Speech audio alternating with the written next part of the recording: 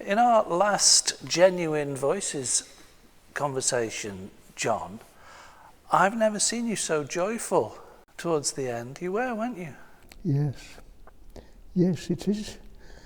I know it's not my usual, or it hasn't been my normal disposition, has it? No, not at all. In fact, joy has almost been a non-word for me. What's going on? Well, I'm being taken out of all that is not joyful. Well, that's a great way of putting it. Isn't it? Wow. That's something to say in today's world, isn't it? It's it's a rare voice. So what's it all about? And why has it taken so long?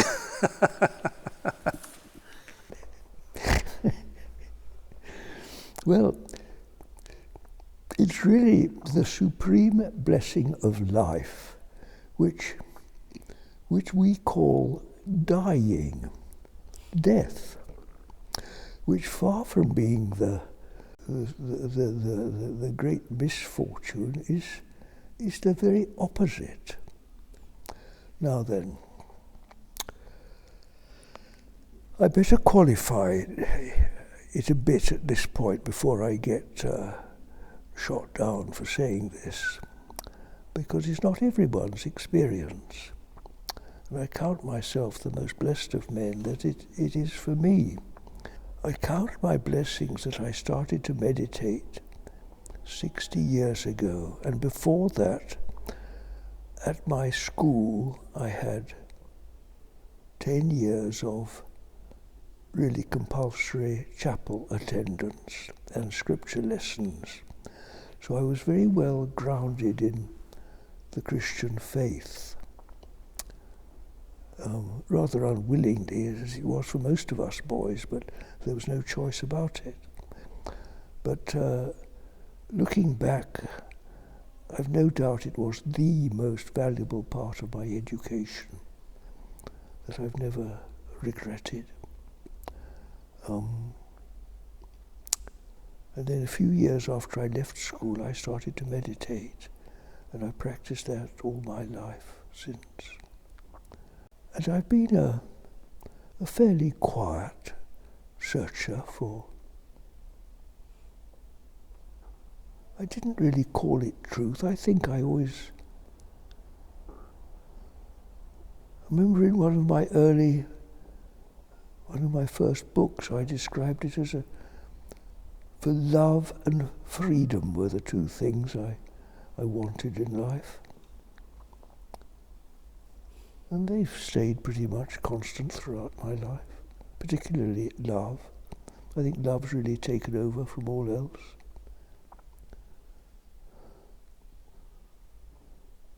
Well, I've just quietly practiced twice a day meditation, and all I can say that now in my 88th year, as it's so evident, I'm dying out of my physical body. My mind is also slowing down. I'm losing most of my faculties: sight, hearing, taste, all the things that you take as commonplace. And yet, as this dies out, this comes into realization, ever fuller realization.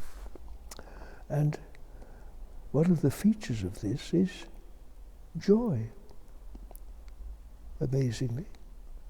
It's so light, you see, because all the weight of life, all the problems of life, all the impediments of life, all that changes, and obviously it dies out, and the pure, as it was in the beginning, comes into ever clearer focus. So was it ever missing? No, obviously it wasn't. All that this is now clearly seen to be a state of, well, you could call it ignorance, of not knowing this, a state of forgetting this, as as various religions describe. And ignorance. I remember when I first started exploring Buddhism in Sheffield Library, one of the first things I read was that, whether Buddha said it or not, was that sin is ignorance. I think that just hits the nail on the head. What Christians call sin is really just a state of ignorance. It's not knowing, or if we do know it, ignoring this, which I now like to demonstrate by just holding my hand like this. This indescribable, or undescribable, whatever, cannot be described, and yet it's the most obvious of what can be. Hidden in plain sight, perhaps. Hidden in plain sight, exactly. Well, in our previous couple of discussions on the topic of genuine voices, we were exploring what can we trust? Can we trust fake news? Can we trust artificial intelligence? Well, coming down to it, John, can we trust our own ignorance? Well, no, we can't really trust anything, because this is no thing. So the Bible says, trust God, because what else can one call it? Better late than never, eh, John? Well, gosh, that's a good way of putting it. At the last minute, isn't it? Scraped in the 88th year. Yes. Yes. Somebody said to me recently, we're all on our last cruise, which I quite like. So I must ask you, as your cruise perhaps comes ever closer to the end, or the waterfall, which however you imagine it, I must ask, how has your cruise been? Well, it's been a full life, Phil. It certainly hasn't been a happy one, not all the time. I've often said I've been the most unhappy man in the world, and also at times the happiest. I've been through most, pretty rich selection of life experience. I've been blessed in many ways. Yes, I've travelled a lot, met many people. You know, why has it taken so long? Well, and I look back now, I do think of life as a school with many, many lessons which we can't, as we go up through primary to secondary school and then so on to college and then maybe university, and we can't miss out any of the stages, can we? We've got to learn to write, we've got to learn the alphabet before we can read, we've got to learn to read before we can learn from books, and we've got to read the books, haven't we? Digest them. I must throw in another nice phrase from the Bible: read, mark, learn, and inwardly digest the scriptures and all other useful books we read, and the non-useful. We've got to eliminate those, haven't we? We've got to try all the things that are not helpful, all the negative things of life. We've got to drink our fill of them, haven't we? Until eventually we turn away to something better. But if we don't make all these wrong turnings, how will we ever learn? We learn by our mistakes. So although I've made many, many mistakes, how can I be but thankful that eventually one comes through? I'm not surprised we have to have 88 years to learn these lessons. I'm not sure if I've learned them all now. I'm sure I haven't. More lessons to come every day. Learning what we can't trust. There's the answer to what can we trust. Learning what we can't trust. I can't trust my legs now to carry me without falling. I live in constant sort of, have to be careful holding on to things so I don't fall. What can we trust? I can't trust my memory. I can't even write now. When I make a note, I can hardly read my own writing. My hand wobbles around all over the place. I can't hold properly, arthritis in my fingers. Can't even do my buttons up sometimes. Honestly. Well, we're not going to segue onto euthanasia, John. A trip to Dignitas. It's just not going to be booked.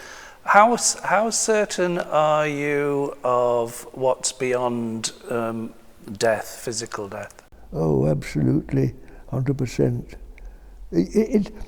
There's a better word than being certain is faith, because certainty implies something, well, perhaps I shouldn't say that. What does certainty imply?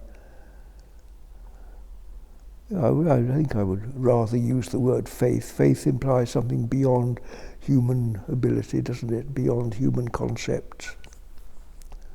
Well, I think it does. Anyway, let's use the word faith. I describe faith as higher knowledge. Look, I have to qualify everything I say with in my experience, because countless people have gone this way before me and have left their own testaments. In my experience, it's not so much a sudden black to white, jump out of this into that. It's a long, gradual process in which there are many stages. So in between embodiment in this world and pure spirit without a body, there are infinite number of grades. So, as the angel said to Mary, with God all things are possible. I think that's a very good answer. As the sun rises and darkness of night disappears, there are all sorts of in-between stages, aren't there? Dawning. Yes, me. And so this idea that you meet the beloved beyond the grave is certainly within that realm of possibility. All things are possible. And I suppose much depends on what's in our minds as we leave this life.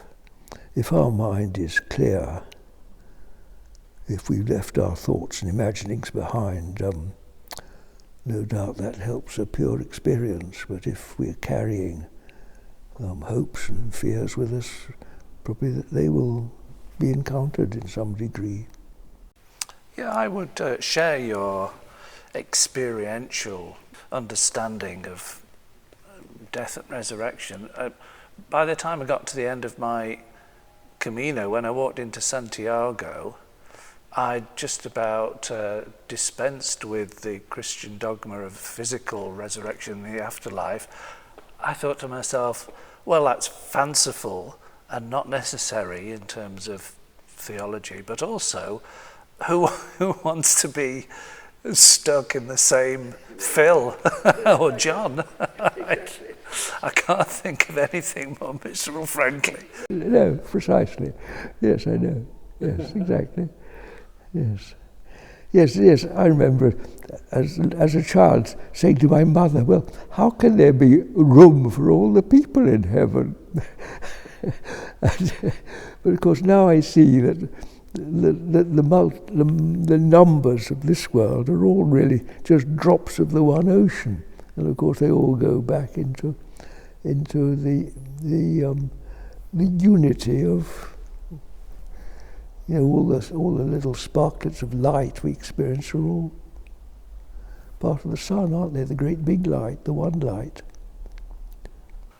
Do you remember the entertainer, Roy Castle? His particular skill was he was a very accomplished trumpet player as well, but he was very amusing, a song and dance man, and also he happened to be a Christian. He didn't make anything of that, but when he was dying of cancer, he was asked, is he afraid of dying and death? And he said, well, no, because millions have done it and there have been no complaints so far.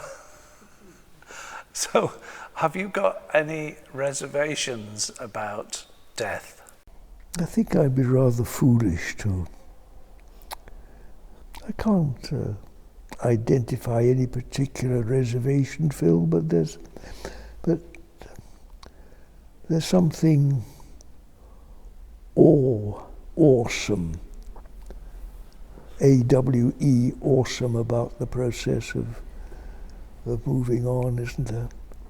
You've witnessed several deaths, haven't you?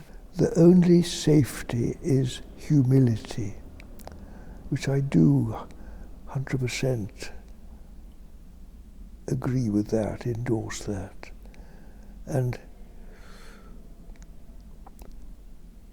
you know, insofar as one can picture or imagine the process of dying, I'd like to say that if and when it happens, I'll go out with the attitude of an unworthy servant rather than a triumphant success. That puts it quite well.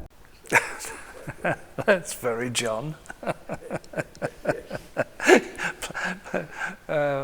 Playing it safe. And also perhaps the last words of Jesus, which I love evermore. Into thy hands, O Lord, thy will be done. Yes, that makes me feel in the right place. Do you think about it much these days? Not really, because I think I'm more present. And in the present feel this infinite comfort. I am with you. If that is death, I suppose it is death in a way. Maybe that's just what death is. Maybe I've already died. Well, I have sort of, haven't I? 90% of me is already dead. Well, in many of the religious traditions, there's that expression, die before you die. Die before you die. Yes. Robert McCrum, who's a journalist, and he wrote a book called Every Third Thought after he nearly died of a stroke. So he wrote a book about it. And of course, he was referring to death. He reckoned every third thought after the stroke was about his death. And it struck me he was very fearful of what was to come. And he talked about small consolations of life. Yes. Yes. Do you know, from my earliest beginnings, I've loved space. I love to look at the horizon. I'm used to being outside. I love the horizon, I love the sky, I love to look at the stars. I've always felt comfortable with space. And space is really a dying out, isn't it? A dying out of our personal identity. John Butler, mind and body. Space is always calling us into the bigger, into the beyond, which is really dying out, isn't it? Dying out of this into something bigger. So, now you asked me if I feared death. So, interestingly, I've started many people on the way to meditation, and I've always been surprised how many people are quite frightened by their first experience and discovering the beyond. Wow! I lost. Where was I? It's quite frightening, isn't it, to people who are not at home in space.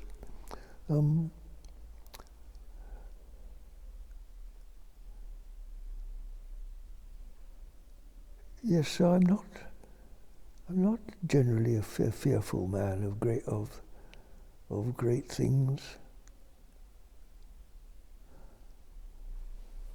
I've always been more afraid of the company of people, really. You were more at home in the desert spaces with animals and foxes, and would you say that they were your consolations of this life? Well, yes, I think in many ways they have been. They've been the angels that have accompanied me throughout my life. I've thought of them in that way. Yes, the plants, the trees, the animals.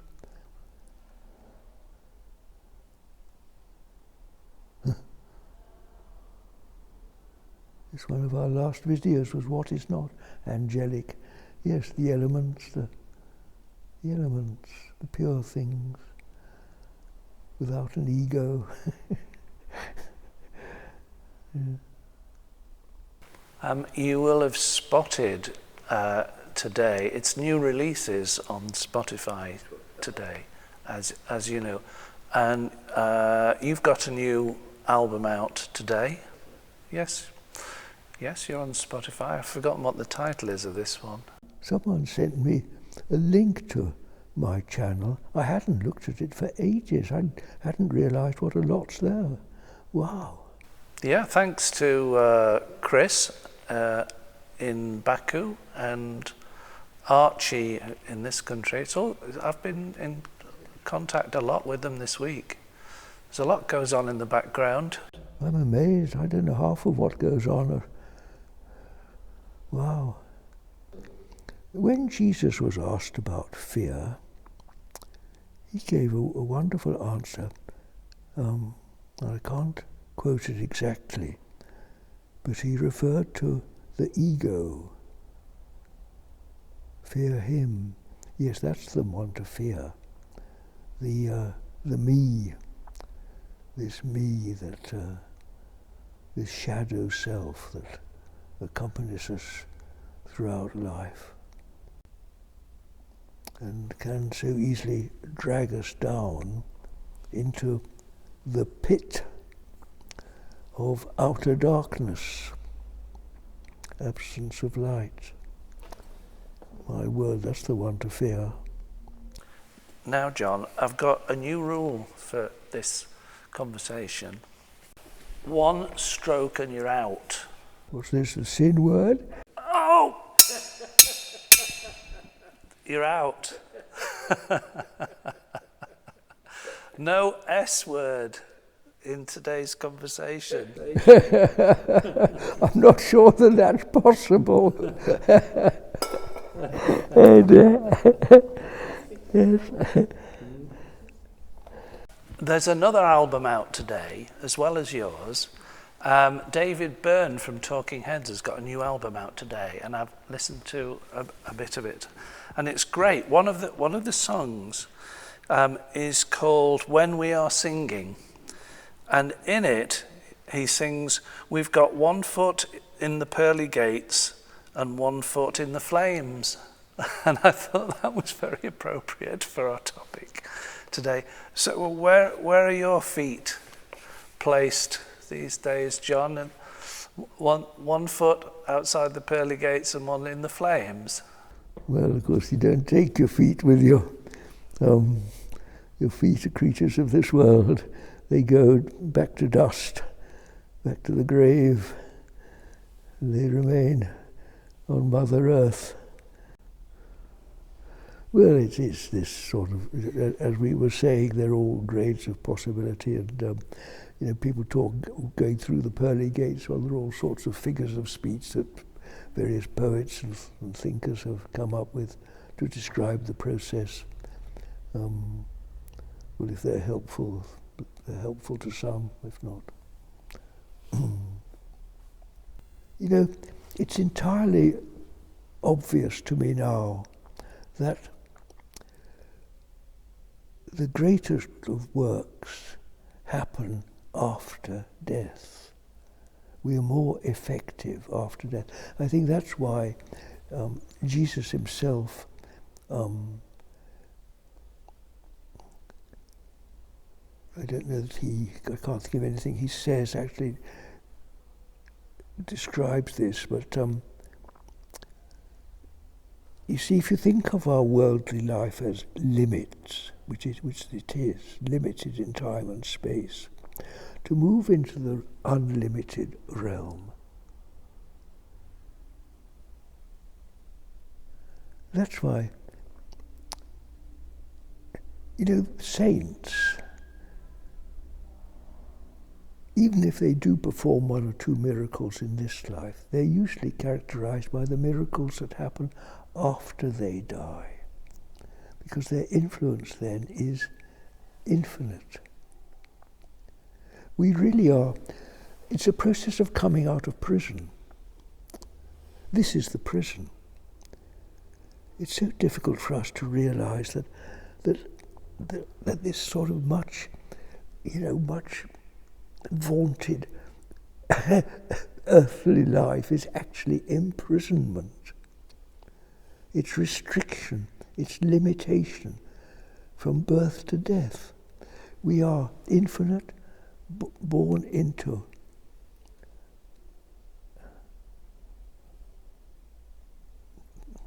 Words are just have become ever more elusive, don't they?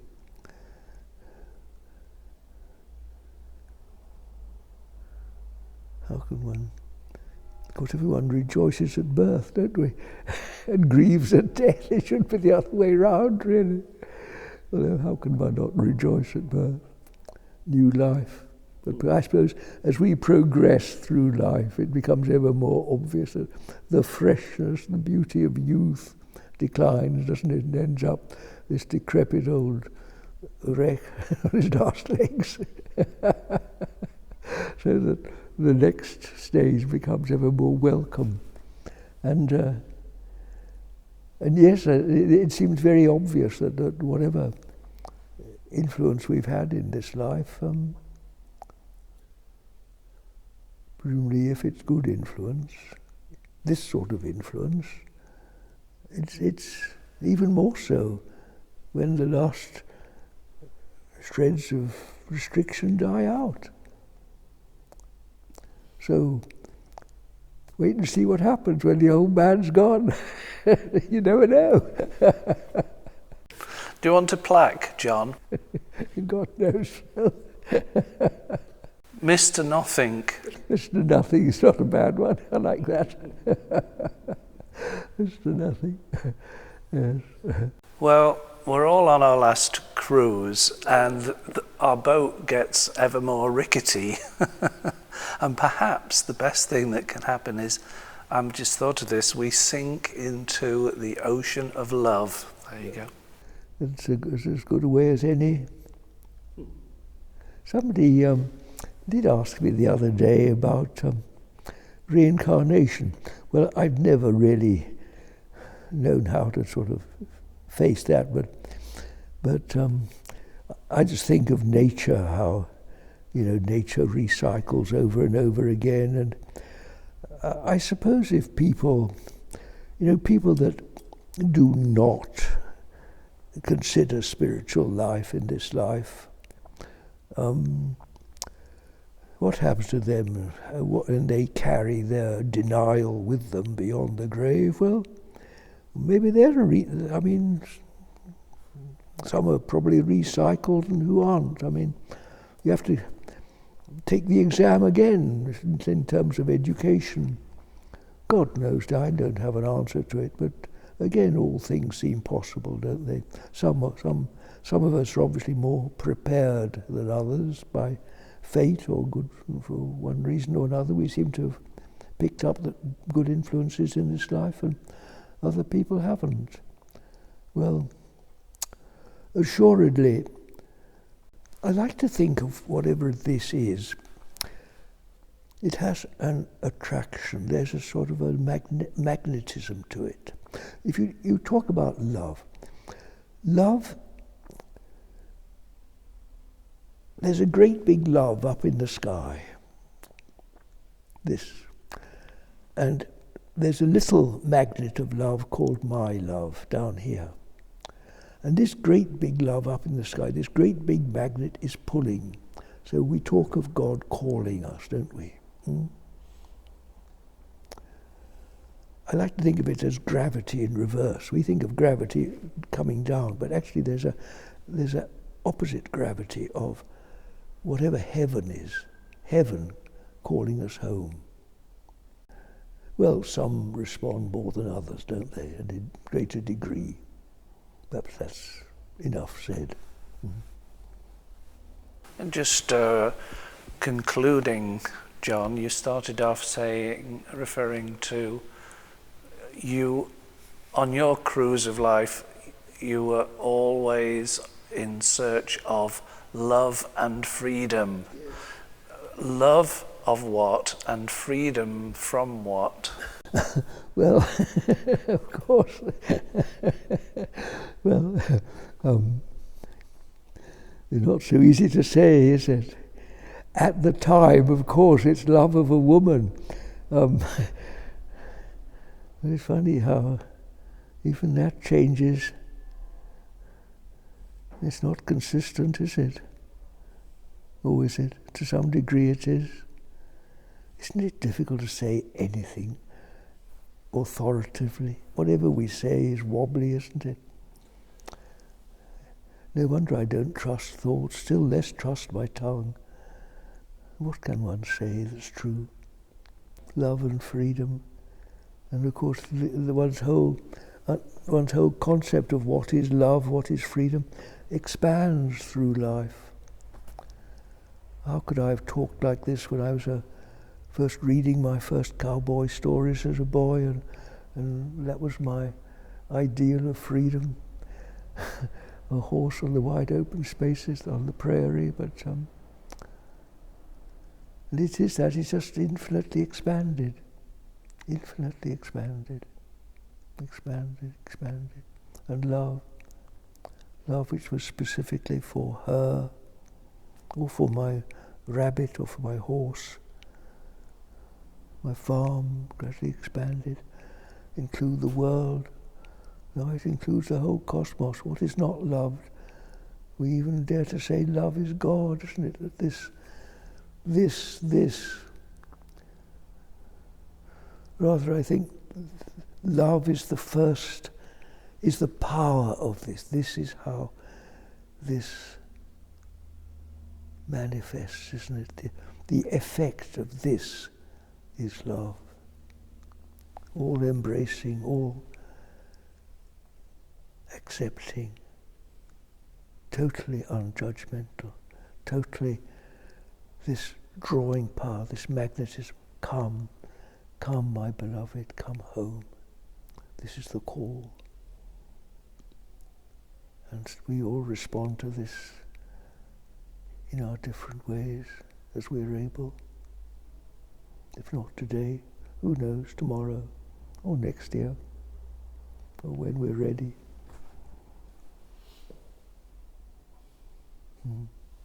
Well, one day, one of these conversations will be our last, John, but I hope it's not today. God willing. Thank you.